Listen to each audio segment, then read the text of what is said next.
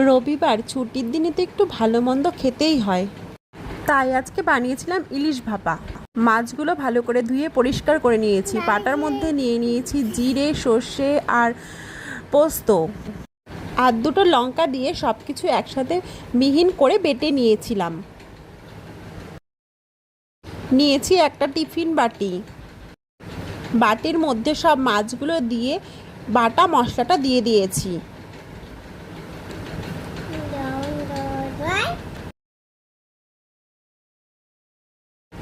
দিয়ে দিয়েছি লবণ, হলুদ,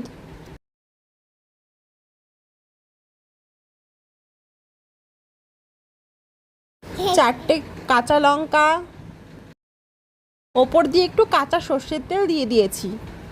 কড়াইতে জল গরম করে একটা স্ট্যান্ড বসিয়ে দিয়ে ওপর দিয়ে টিফিন বাটিটা দিয়ে দিয়েছি। এবার ঢাকা দিয়ে দিয়েছি। ভাপিয়ে নিয়ে রেডি হয়ে গেছে আমাদের আজকের রেসিপি ইলিশ ভাপা। রান্নাটা কেমন হয়েছে সবাই কমেন্ট করে জানাবেন।